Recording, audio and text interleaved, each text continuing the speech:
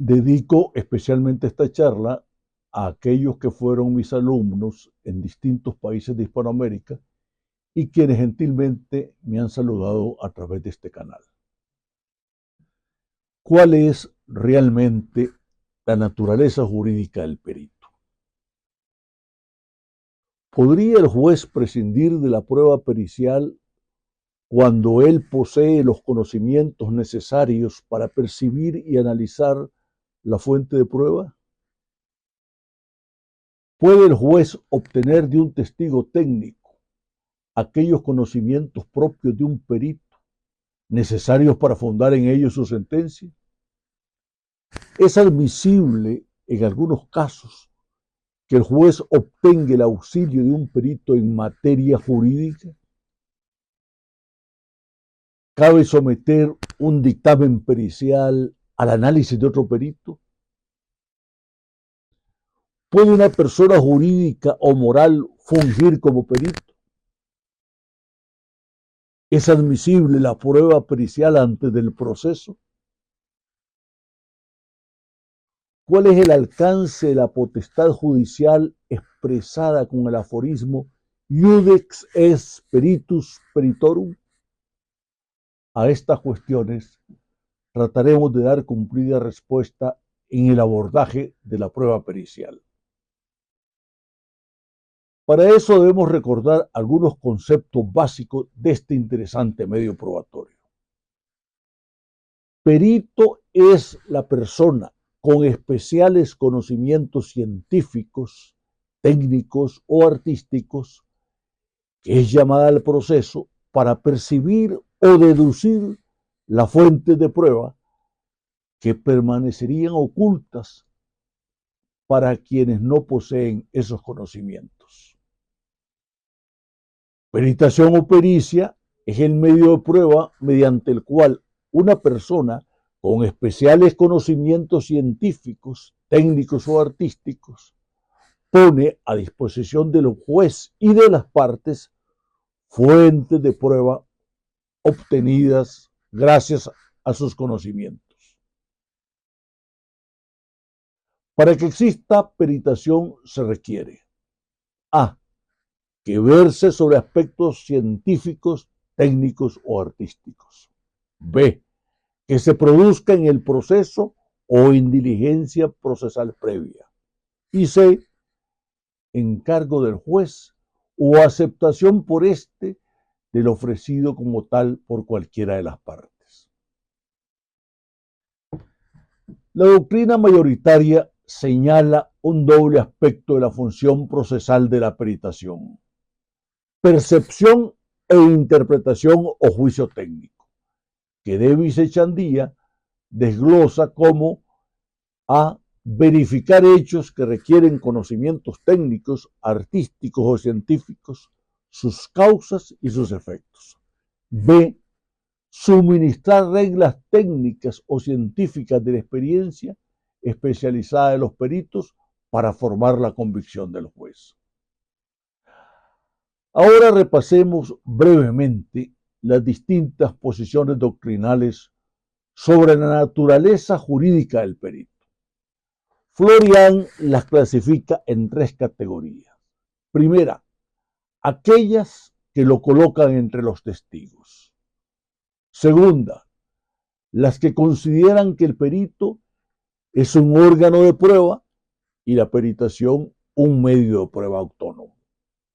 Tercera, la de aquellos autores que consideran al perito un auxiliar del juez y niegan a la peritación su naturaleza de medio de prueba, fundados probablemente en la noción de que se es perito por encargo judicial. Las posiciones doctrinales que ven en el perito una especie de testigos son las más antiguas. A través de los siglos se confundió el perito con el testigo. De allí la distinción entre testis simplex y testis peritus y las distintas denominaciones como testigos doctos, testigos eruditos, testigos racionales, testigos históricos racionales. En época relativamente reciente, en 1895, Fra Marino de Malatesta nos habla del testimonio pericial, por el cual entiende el rendido por testigos escogidos después del hecho, post factum, para dar testimonio de ciertas condiciones y relaciones particulares del hecho, no perceptibles por el común de los hombres, sino por aquellas personas que tienen una habilidad o pericia especial. Valga señalar que en el derecho angloamericano se usa la expresión testimonio de expertos.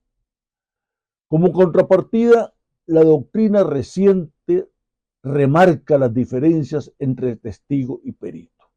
Así, Sergio García Ramírez, ilustre profesor de la Universidad Autónoma de México, expresa: al testigo se le examina, en tanto que tratándose del perito es él quien examina.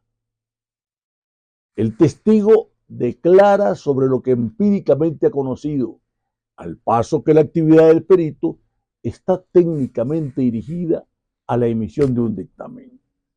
Los conocimientos que el testigo tiene sobre la materia litigiosa son anteriores al proceso e independientes de este, en tanto que los del perito solo poseen significado en el proceso.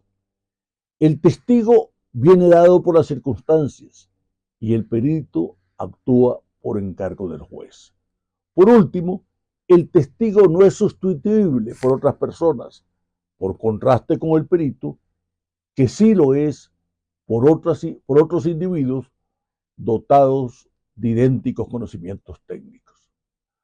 Por su parte, Fenech resalta que en la deposición testifical prevalece el elemento representativo, mnemónico, mientras que en la pericial prevalece el elemento lógico, racional. En cuanto a quienes consideran el perito órgano de prueba y a la peritación un medio de prueba autónomo, esa es la doctrina tradicional y el criterio seguido por los códigos procesales. Incluyen a la pericia entre los medios de prueba y conceptúa al perito como un órgano o sujeto de ese medio de prueba.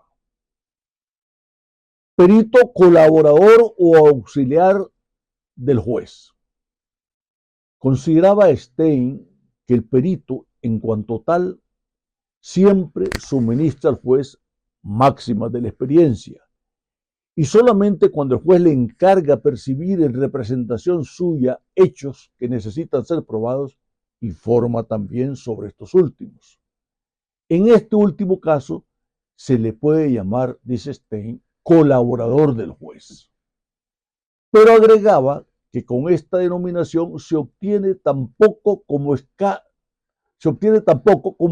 había sido en Alemania el resultado aprovechable de la controversia sobre la naturaleza jurídica del perito. Por esa razón, ya en 1893 consideraba que el asunto debía irse liquidando paulatinamente y aceptar lo prescrito por la ley, que es tratar al perito como medio probatorio. Pero en Italia surge la figura de Carneluti, quien en 1915, y con vasto respaldo de la doctrina alemana, e inclusive con el esbozo del concepto por Chiovenda y Lezona, cuestiona abiertamente en ese país que la pericia sea un medio de prueba y arguye que más bien es un auxilio judicial.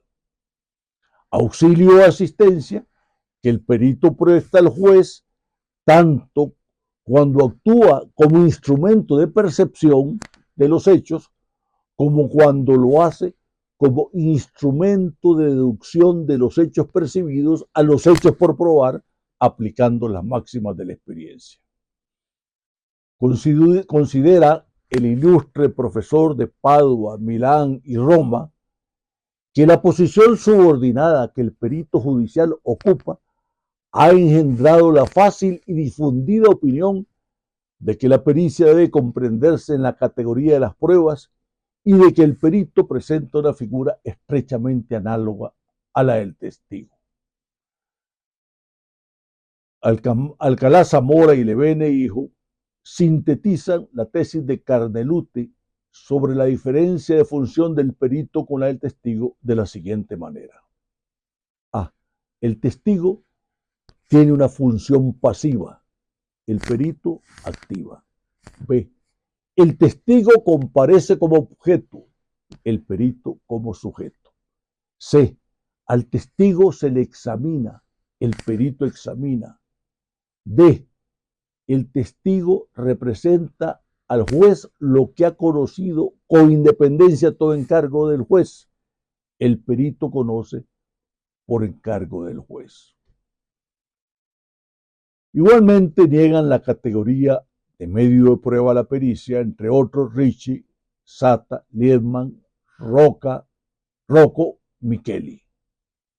Mancini opina, más bien que un medio de prueba, la pericia representa un elemento subsidiario para la valoración de la prueba o para la resolución de una duda. Asimismo, el maestro brasileño Elio Tornaghi, el perito es asesor técnico del juez. La pericia no prueba, ilumina la prueba.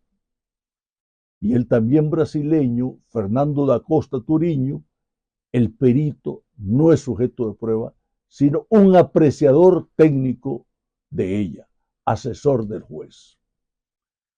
Entonces tenemos que el perito es asesor, que el perito es auxiliar, que el perito es colaborador del juez. Distintas frases para referirse a lo mismo.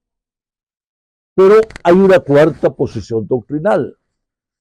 A la clasificación de Florian podemos agregar aquellas posiciones doctrinales que ven en el perito tanto un órgano o sujeto de prueba como un auxiliar o asesor del juez.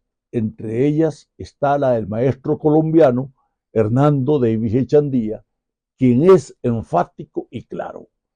No vacilamos en considerar a la peritación como un medio de prueba y al perito como el órgano o auxiliar que la aporta por encargo del juez.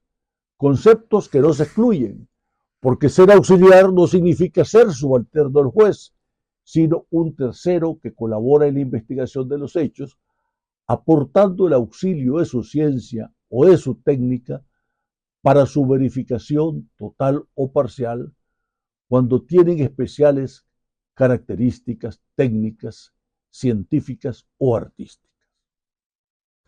Ahora, nuestra posición. Personalmente consideramos que las diferencias entre testigo y perito señaladas por Carneluti, además de no ser algunas acertadas o estar sobredimensionadas, no son lo suficientemente importantes por excluir al perito de la categoría de órgano de prueba que establece Florian. Por otra parte, el testigo es tan auxiliar del juez como lo es el perito. En tanto uno y otro aportan al proceso fuentes de prueba. Y más que auxiliar al juez, el perito arroja luz en el proceso sobre aquellos puntos de la cuestión fáctica que solamente pueden ser esclarecidos con especiales conocimientos científicos, técnicos o artísticos. Concordamos con Virota cuando define al perito como un colaborador técnico necesario e imparcial del proceso, si por tal entendemos no solo al juez, sino también a las partes, y más aún a la sociedad entera en cuanto espera que el proceso sea instrumento de justicia. Así como Bentham conceptualiza a los testigos como los ojos y oídos de la justicia, podemos decir que los peritos son los ojos y oídos especializados en el conocimiento científico, técnico o artístico a los que hay que recurrir para descubrir o interpretar fuentes de prueba que pasarían desapercibidas para personas ayudas de esos conocimientos. Acierta Florian cuando define la peritación como el medio particularmente empleado para transmitir y aportar al proceso nociones técnicas y objetos, entiéndase, fuentes de prueba, para cuya determinación y adquisición se requieren conocimientos especiales y capacidad técnica. Es probable que la noción de auxiliar o asistente técnico del juez tenga sus raíces en una concepción autoritaria del Estado y de un juez pesquisidor que busca prueba a través del nombramiento de un experto. De allí también que el encargo judicial haya surgido como condición sine qua non para la conformación del perfil de perito. Pero tal esquema no se compadece con el sistema que prohíbe al juez procurar prueba y en el cual su función a este respecto se limita a aceptar la prueba pericial ofrecida por cualquiera de las partes. También debemos aquí hacer la observación de que algunos de los autores que niegan a la pericia la condición de medio de prueba es porque tienen un concepto diferente de tal.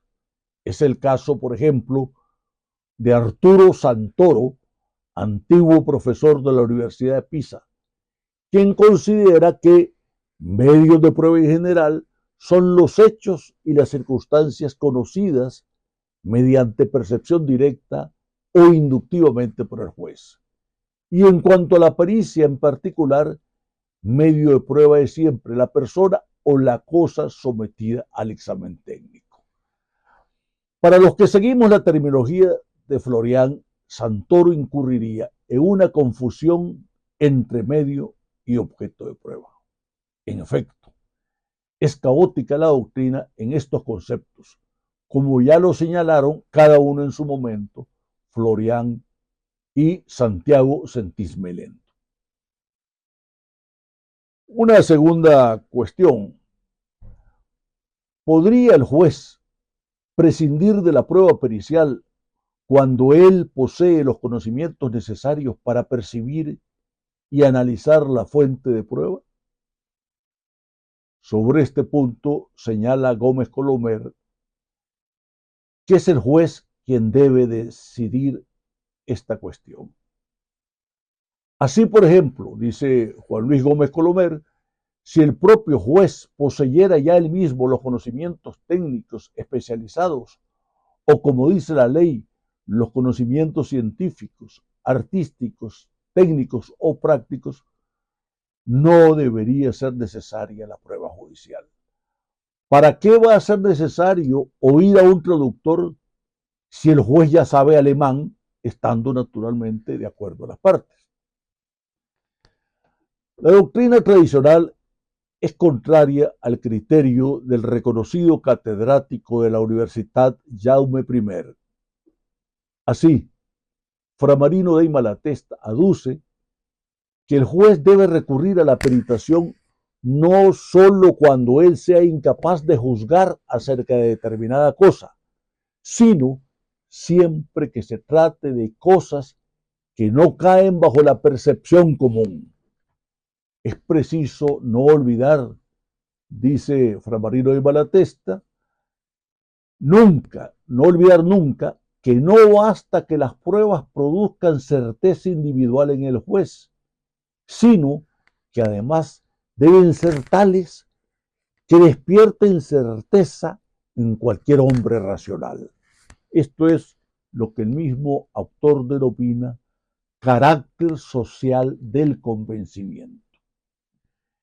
Y en lo que toca al ejemplo del juez que prescinde del traductor porque él conoce la lengua del deponente, estaríamos ante una situación incómoda, por decirlo menos. ¿Significaría que el juez hará las veces de traductor? Porque desde luego no puede bastar con que le entienda a la persona que declara. Todos en la sala de juicio deben estar en condición de entender. Y cuando digo todos, incluyo también al público, que es el representante de la sociedad entera, identificado con la expresión feliz de aquel para quien se juzga. En la misma época de Fra Marino de Malatesta y también en Italia, Lesona respondía así a la cuestión planteada. La solución no es dudosa si se trata de aquellos conocimientos elementales propios de todo hombre medianamente culto. Mas no admitiremos de ningún modo que el juez se procure por sí mismo, mediante informaciones privadas o estudios técnicos de aficionados, los conocimientos que le faltan para negar después el peritaje. Desde luego, sigue diciendo Lesona, esto no debe interpretarse como una satanización del esfuerzo del juez para capacitarse en la materia técnica en cuestión, a fin de examinar con mayores luces el dictamen del perito. Y tiene razón el ilustre profesor de la Universidad de Pisa al establecer la diferencia entre capacitarse con el propósito de sustituir al perito y hacerlo para valorar apropiadamente su opinión técnica. Lo primero sería un incumplimiento del deber de hacerse asesorar por el experto, mientras que lo segundo revelaría el celo por el cumplimiento cabal de su función de juzgador. Es más frecuente de lo que sería deseable la pasividad de los jueces ante los dictámenes periciales, precisamente por no verse forzado para adoptar una actitud sanamente crítica. En una próxima charla terminaremos de responder a las demás cuestiones planteadas al inicio de esto.